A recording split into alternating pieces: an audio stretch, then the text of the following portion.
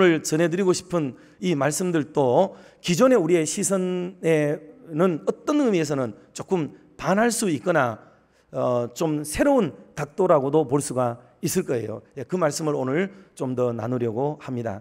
성경에 보면 이런 인생의 내리막길을 만나고 있는 듯한 느낌, 우리의 시적인 표현으로는 먹구름 낀 인생, 태양이 빛을 잃어버린 듯한 모습으로 나타나는 시간들, 이런 어두움의 시간들이 우리에게 개개인에게는 다 다가와요. 그럴 때 우리는 주저앉아버리고 포기해버리게 되고, 그때 쏟아지는 눈물과 아픔과 한숨은 참 고통스럽고 괴롭지요.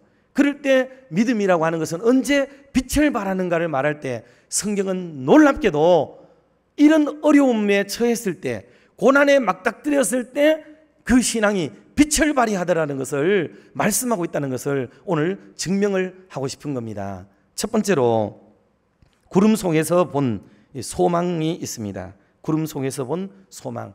이 내용은 노아의 사건, 대홍수 사건을 우리가 잘 알고 있는데요. 자, 보세요. 그렇게 물이 차오를 때 노아는 똑똑히 알았어요. 자기 방주 안에 있는 사람들은 다 살았지만 밖에서는 문을 두드리며 살려달라고 아우성을 치고 짐승들이 울음을 울고 온 천지가 여러분 몰살되어지는 순간을 경험하는 사람이 누구냐? 노아입니다. 노아. 여러분 사람 죽는 거 봤어요? 물에 빠져 죽는 거. 한 번만에 딱 들어가자마자 죽어버리면 그것도 문제지만 여러분 그 허우적거리고 죽어가는데 그걸 외면하고 그럴 수 있었던 상황, 여러분 그걸 한번 생각해 보세요. 온 천지에 물은 창렬했지만은 온 천지에 시체도 가득했을 거예요. 시간이 지나면서 썩는 냄새 말도 못했을 거라고요.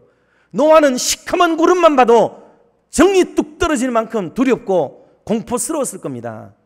그런데 하나님이 이 모든 시간이 지나가고 새들이 다시 지지배버 울고 온 천하가 밝아지고는 있지만, 그런데도 이 노아가 밖을 나가게 되었을 때까지 시간이 1년이 넘는 세월이 걸리게 되었죠. 그래가지고 이제는 모든 게 끝나고 어둠이 물러가고 먹구름이 물러가고 이제 살만한 세상이 왔는가 보다 하고 나가는 순간에 웬걸 또다시 먹구름이 확 끼어가지고 거기서 하나님이 어미한 중에 나타나셔서 지금 말씀한 거예요. 여러분 이 상황은 이건 이해하기가 어려울 수 있습니다. 그런데 이걸 깊이 묵상해 보면 이건 하나님 앞에 우리가 얼마나 두려워해야 될까를 깨닫게 만드는 말씀이에요. 그런 속에 하나님이 축복의 말씀을 주시고 약속의 말씀을 주시고 재생의 희망을 그들에게 주셨다는 것을 오늘 우리가 알 수가 있는 것입니다.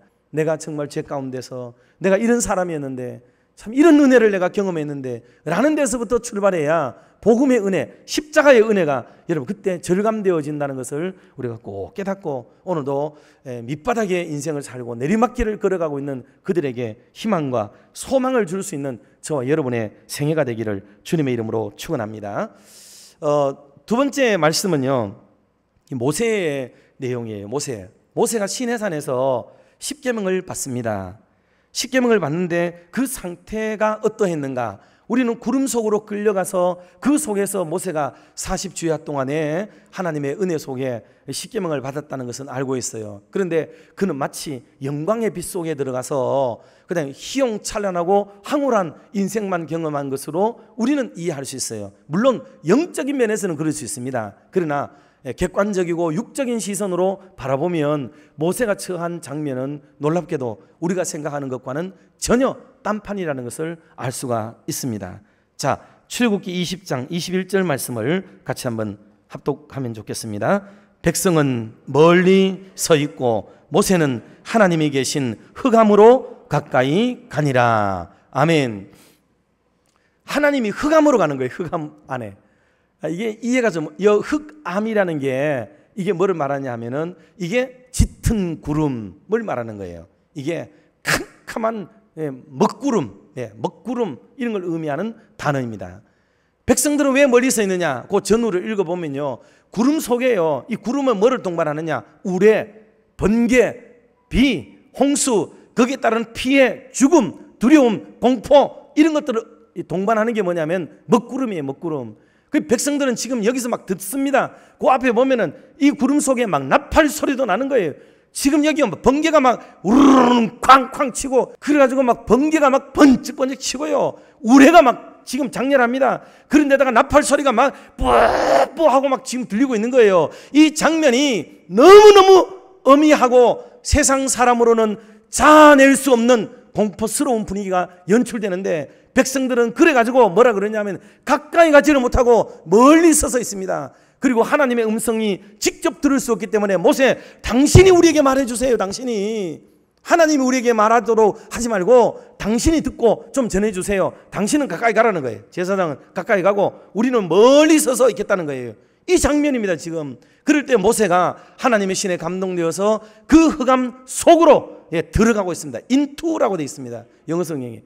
그러니 그 속으로 빨려 들어가시듯이 그 흑암 속으로 두려움과 공포를 넘어서서 들어가서 백성을 막아서 거기서 들려지는 하나님의 시내산의 말씀을 듣게 되는 거예요. 때문에 이 하나님의 계명을 이 이스라엘 민족들이 이 받아온 것을 들었을 때 십계명을 대하는 태도가, 그들은 다 알겠죠. 이게 얼마나 공포스럽고 두렵고 엄미하신 하나님, 장엄하신 하나님의 배경 속에 만들어진 계명인가를 그들은 알기에 이 하나님 앞에 여호와 이름조차도 부를 수 없는 시대 속에 십계명을 정말 귀한 생명의 젖줄로 알고 하나님 말씀을 지켜오고 있는데, 오늘 우리들은 하나님의 계명이 아무리 강단에서 선포되어도 강단을 감히 비난하고 이거를 아무렇지 않게 여기는 이런 신앙까지 우리가 와 있다 이 말입니다 지금 이게.